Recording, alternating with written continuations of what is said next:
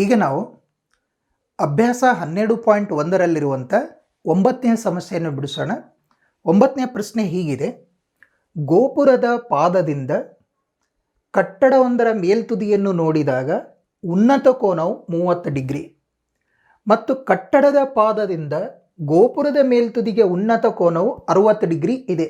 Important ಸಮಸ್ಯೆ ಇದೆ, ಪರೀಕ್ಷೆ ದೃಷ್ಟಿಯಿಂದನೂ ಸಹ ಭಾಳಷ್ಟು ಪ್ರಮುಖವಾಗಿರುವಂಥ ಸಮಸ್ಯೆ. ಗೋಪುರದ ಎತ್ತರ 50 ಮೀಟ್ರ್ ಇದ್ದರೆ ಕಟ್ಟಡದ ಎತ್ತರವನ್ನು ಕಂಡುಹಿಡಿಯಬೇಕು. ನೋಡಿ, ಇಲ್ಲಿ ನಾನಿಲ್ಲಿ ಏನಂದು ಬರ್ಕೊಂಡೆ ಅಂತಂದ್ರೆ, ಎ ಬಿ ಅನ್ನೋದು ಗೋಪುರದ ಎತ್ತರ ಅಂತ ಬರ್ಕೊಂಡಿನಿ. ಎ ಬಿ ಅನ್ನೋದು ಗೋಪುರದ ಎತ್ತರ. ನೋಡಿ ಹೇಗೆ ಉಂಟಾಗತ್ತೆ ಚಿತ್ರ, ಚೆನ್ನಾಗಿ ಕಾಣತ್ತಂತ ರೀತಿಯಲ್ಲಿ ಮಾಡಿದ್ದೀನಿ. ಹೇಗೆ ನೋಡಿ, ಗೋಪುರದ ಎತ್ತರ ಇದು ಎ ಬಿ ಗೋಪುರದ ಎತ್ತರ ತಗೊಂಡಿನಿ. ಗೋಪುರದ ಎತ್ತರ ಎಷ್ಟು? 50 ಮೀಟ್ರ್. ಇನ್ನೊಂದು ನೆಲದ ಮೇಲೆ ಇರ್ತಾವಿಲ್ಲವು, ಇನ್ನೊಂದು ಕಟ್ಟಡದ ಎತ್ತರ. ಇದು ಕಟ್ಟಡದ ಎತ್ತರ ಕಂಡುಹಿಡಿಬೇಕು, ಅದನ್ನು ಎಚ್ ಅಂತ ತಗೊಳ್ಳೋಣ. ಇಲ್ಲಿಂದ ಏನು ಹೇಳ್ತಾರೆ ಪ್ರಶ್ನೆಯಲ್ಲಿ ನೋಡಿ, ಗೋಪುರದ ಪಾದ ಇದೆ ಇಲ್ಲ, ಗೋಪುರದ ಪಾದದಿಂದ ಕಟ್ಟಡವೊಂದರ ಮೇಲ್ತುದಿ, ಇದು ಕಟ್ಟಡದ ಗೋಪುರದ ಪಾದದಿಂದ ಕಟ್ಟಡವೊಂದರ ಮೇಲ್ತುದಿಯನ್ನು ನೋಡಿದಾಗ ಉಂಟಾದ ಉನ್ನತ ಕೋನ ಎಷ್ಟು ಅಂತಂದ್ರೆ 30 ಡಿಗ್ರಿ ಅಂತ. ಅದನ್ನೇ ಬರೆದಿನ 30 ಡಿಗ್ರಿ. ಅದೇ ರೀತಿಯಲ್ಲಿ ಕಟ್ಟಡದ ಪಾದದಿಂದ ಗೋಪುರದ ಮೇಲ್ತುದಿಯನ್ನು ಇದನ್ನು ನೋಡಿದಾಗ ಇಲ್ಲಿ ಉಂಟಾಗುವಂಥ ಕೋನ ಎಷ್ಟು ಅಂತಂದ್ರೆ 60 ಡಿಗ್ರಿ ಆಗಿರುತ್ತಂತ. ಆಮೇಲೆ ಗೋಪುರದ ಎತ್ತರ 50 ಮೀಟ್ರ್ ಕೊಟ್ಟಾರ, ಈ ಕಟ್ಟಡದ ಎತ್ತರವನ್ನು ಕಂಡುಹಿಡಿಬೇಕು ಅಂತ ಹೇಳ್ಯಾರ. ಅದನ್ನೇ ಈ ರೀತಿಯಲ್ಲಿ ನಾವು ಬರ್ದೀವಿ. ಓಕೆ, ಇಲ್ಲಿ ಫಸ್ಟ್ ನಾವು ಮೊದಲೇ ಹೇಳಿದ್ದೀವಿ, ಫಸ್ಟ್ ಚಿಕ್ಕ ತ್ರಿಭುಜವನ್ನು ತೆಗೆದುಕೊಳ್ಬೇಕು, ನಂತರ ದೊಡ್ಡ ತ್ರಿಭುಜದ ಅಳತೆಯನ್ನು ನಾವು ಮಾಡಬೇಕಾಗತ್ತಂತ. ಇಲ್ಲಿ ಫಸ್ಟ್ ಬರ್ಕೊಳ್ತೀನಿ. ಇಲ್ಲಿ ಎ ಬಿ ಅಂತನೋದು, ಎ ಬಿ ಇದು ಗೋಪುರದ ಎತ್ತರ. ಎ ಬಿ ಗೋಪುರದ ಎತ್ತರ ಕೊಟ್ಟಿದ್ದಾರೆ. ಎ ಬಿ ಗೋಪುರದ ಎತ್ತರ ಎಷ್ಟು? 50 ಮೀಟರ್ ಅಂತ ಕೊಟ್ಟಾರೆ. ಸಿ ಡಿ ಅನ್ನೋದು ಇದು ಕಟ್ಟಡದ ಎತ್ತರ ಅಂತ ತಗೊಳ್ತೀನಿ. ಸಿ ಡಿ ಕಟ್ಟಡದ ಎತ್ತರ. ಸಿ ಡಿ ಅನ್ನೋದು ಕಟ್ಟಡದ ಎತ್ತರ, ಇದು ಎಚ್ ಮೀಟರ್ ಅಂತ. ಎಚ್ ಮೀಟರ್ ಆಗಿರಲಿ ಅಂತ ತಗೊಳ್ಳೋಣ. ಎಚ್ ಮೀಟರ್ ಅಥವಾ ಎಚ್ ಆಗಿರಲಿ ಅಂತ ನಾವು ಬರೀಬಹುದು. ಓಕೆ, ಈಗ ಫಸ್ಟ್ ಚಿಕ್ಕ ತ್ರಿಭುಜ ತಗೊಳ್ಳೋಣ. ಯಾವುದು ಚಿಕ್ಕ ತ್ರಿಭುಜ ಅಂತಂದರೆ ಇಲ್ಲಿ ಕಾಣೋದು ಬಿ ಸಿ ಡಿ ಕಾಣುತ್ತೆ. ಬಿ ಸಿ ಡಿ ತಗೊಳ್ಳೋಣ. ತ್ರಿಭುಜ ಬಿ ಸಿ ಡಿಯಲ್ಲಿ ನೋಡಿ, ಇದು ಬಿ ಸಿ ಡಿ ಇದನ್ನಷ್ಟೇ ನೋಡೋಣ. ಈಗ ನಾವು ಇದರಲ್ಲಿ ಒಂದು ಕೋನ ಎಷ್ಟು ಉಂಟಾಗಿದೆ? 30 ಡಿಗ್ರಿ. ಅಂದರೆ ತೀಟಾ ಅಂತ ತಗೊಳ್ಳೋಣ. ಅದಕ್ಕೆ ನಾವು ತೀಟಾ ಅಂತಂದರೆ 30 ಡಿಗ್ರಿ ಆಗಿದೆ. ಈಗ ನೋಡು, ಇದರಲ್ಲಿ ಈ ತ್ರಿಭುಜ ಬಿ ಸಿ ಡಿಯನ್ನು ಕನ್ಸಿಡರ್ ಮಾಡಿದ್ದೀವಿ ಅಂತಂದರೆ ತೀಟಾ ಇದು ಆಗುತ್ತೆ 30 ಡಿಗ್ರಿ.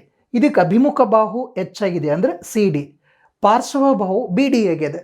ಅಭಿಮುಖ ಮತ್ತು ಪಾರ್ಶ್ವ ಎದರಲ್ಲಿ ಬರುತ್ತೆ? ಟ್ಯಾನ್ ತೀಟಾನಲ್ಲಿ ಬರುತ್ತೆ. ಹಾಗಾಗಿ ನಾವು ಟ್ಯಾನ್ ತೀಟಾನ ಯೂಸ್ ಮಾಡೋಣ. ಟ್ಯಾನ್ ತೀಟಾ ಅಂದರೆ 30 ಡಿಗ್ರಿ ತೊಗೊಂಡಿನಿ. ಇಸ್ ಈಕ್ವಲ್ ಟು ಈ ತ್ರಿಭುಜಕ್ಕೆ ಅಭಿಮುಖ ಬಾಹು ಯಾವುದು? C D. ಅಭಿಮುಖ ಬಾಹು ಸಿ ಡಿ, ಪಾರ್ಶ್ವ ಬಾಹು ಬಿ ಡಿ ಆಗಿದೆ. ಪಾರ್ಶ್ವ ಬಾಹು ಬಿ ಡಿ. ಟ್ಯಾನ್ 30 ಬೆಲೆ ಎಷ್ಟು ಗೊತ್ತಾ? ಟ್ಯಾನ್ 30 ಅಂತಂದರೆ 1/√3 ಆಗಿರುತ್ತೆ. Is equal to C D ಎಷ್ಟು ಅಂತ ತೊಗೊಂಡಿವಿ ನಾವು? ಎಚ್ ಅಂತ ತೊಗೊಂಡಿವಿ. ಸಿ ಡಿ ಅಂದರೆ ಎಚ್ ಅಂತ ಬರೆಯೋಣ. ಬಿ ಡಿ ಅಂತಂದ್ರೆ ಕಂಡುಹಿಡಿಬೇಕು. ಓರೇ ಗುಣಾಕಾರ ಮಾಡ್ತೀನಿ. ಇಲ್ಲಿ ಬಿ ಡಿ ಇಂಟು 1 ಅಂತಂದ್ರೆ ಬಿ ಡಿ ಆಗಿರುತ್ತೆ. ಎಚ್ ಇಂಟು √3 ಅಂದರೆ √3 ಎಚ್ ಅಂತ ತಗೊಳ್ತೀವಿ. ಇದು ಬಿ ಡಿ ಬೆಲೆ ಆಯಿತು. ನೆಕ್ಸ್ಟ್ ದೊಡ್ಡ ತ್ರಿಭುಜವನ್ನು ಕನ್ಸಿಡರ್ ಮಾಡೋಣ. ಯಾವುದು? ಎ ಬಿ ಡಿ ಅಂತ ತಗೊಳ್ಳೋಣ. ಇದಕ್ಕೆ ತ್ರಿಭುಜ ಎ ಬಿ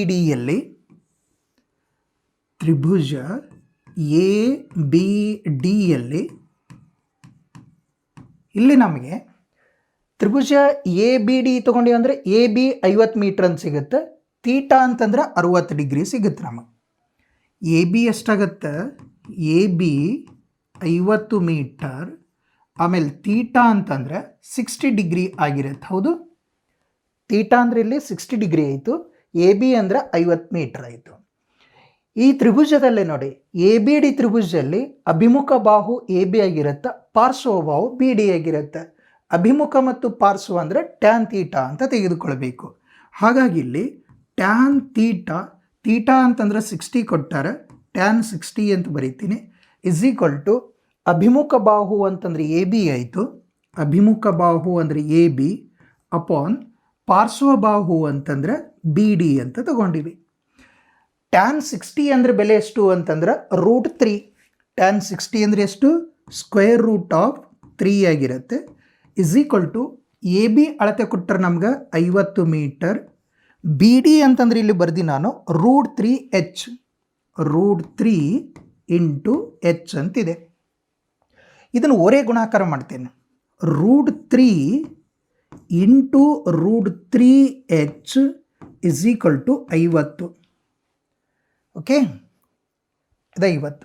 √3 ಅಂತಂದ್ರೆ ಬರೀ 3 ಐತಲ್ಲ, into H is equal to 50 ಅಂತ ಆಗಿರುತ್ತೆ. ನನಗೆ ಎಚ್ ಬೆಲೆ ಬೇಕು. H is equal to 50 upon 3.